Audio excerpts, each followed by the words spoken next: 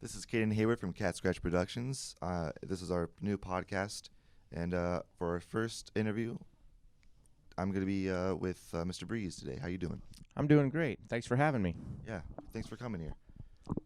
So the first question we have is, what are you doing to prepare for next year? As many of you have seen recently in our board notes and our board minutes, we're getting ready to launch a one-to-one initiative, and we are very well aware that one-to-one is not necessarily the answer to all of our education woes that we may have and developed over the years. But we know that one-to-one is not necessarily the answer, but we know that instruction is the answer. And so what we want to focus on and make sure our listeners know is that one-to-one is a resource, but not the resource. And so we're really focused on that. And when we talk about one-to-one, you know, what we do administratively and from the education side is we're trying to focus on the right one in the one-to-one initiative. And obviously that's not the device, that's the child. And so we're really trying to focus on kiddos and helping them reach their full potential. And I've talked to the staff quite a bit about this over the last couple of years, but, you know, students of the past, probably even my generation 20 years ago in high school and 25 years ago in high school, we felt like they were experience rich.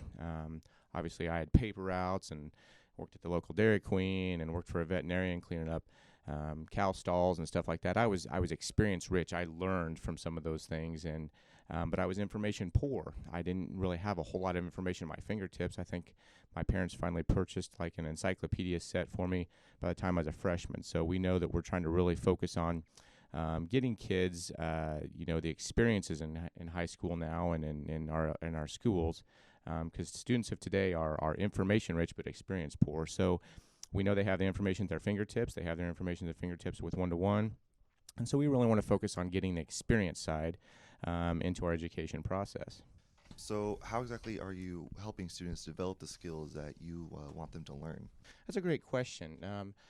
A lot of it, I think, is one of the most influential factors, obviously, is repetition. And we learned this clear back in elementary school, and I think all the parents out there and the listeners probably understand that at that point, they remember doing their times tables or their addition facts where you'd have a list of 100 problems there, and you do them over and over and over and over and over again till you get mastery of that skill. And I think that's a great start, but we realize that once we get into the upper levels, that there's a little bit more to repetition. And you know, you can kind of use the example of, I mean, we're right in the midst of baseball season. So, you know, if you want to practice as a baseball player, for instance, and sit there, and all you're going to do is you're going to have a pitcher throw 100 fastballs at you, going right down the pipe, right across the plate.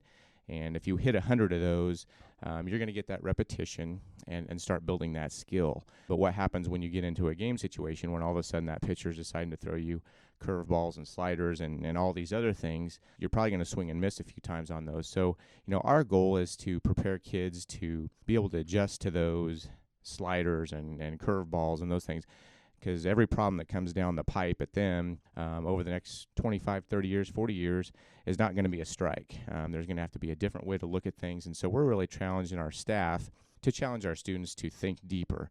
Obviously, the repetition is important. We want to basically teach somebody how to hit the baseball, metaphorically, but we know that there's going to be a challenge come upon them, and they're going to have to try to adjust to that. So at the same time we're trying to teach the repetition, I think there's a balance of also teaching kids how to think and how to adjust to.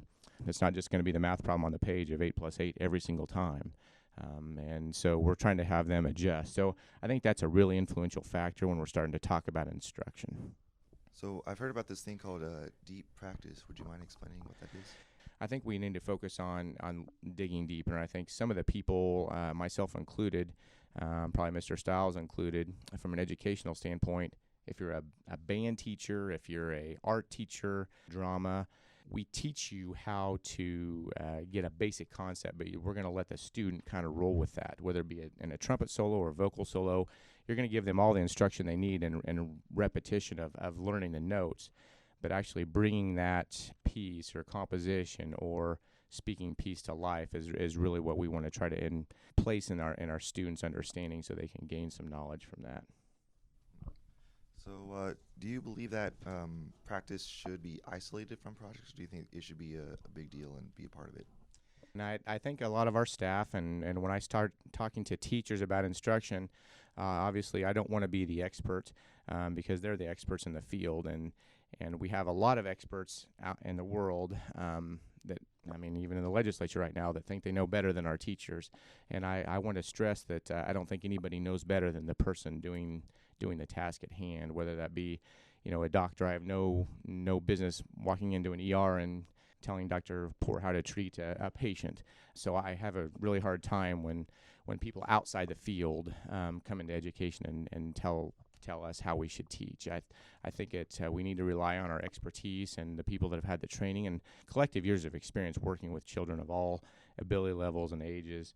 But I think a lot of the practice should be isolated in projects, and I think we're trying to lean towards more of that project-based type of a learning environment as we progress into our high school, and we're seeing that as a focal point, whether it be in our ag shops or our wood shops, even in drama and band, and their projects, and I think we're using a lot of that in science. So, I think that the pros of just this isolated, repetitive practice, the pros of that is obviously you can get more repetitions in less time. It's really easy for a teacher to put 80 problems up there and have the kids solve them. So that's easier on the teacher. The teacher can control all the variables. The teacher can control the speed, and the teacher can more easily provide the time and the feedback. And there's usually a lot of early success. There's a ton of success. If you're going to do the same 25 problems over and over every day, chances are you're going to improve on that.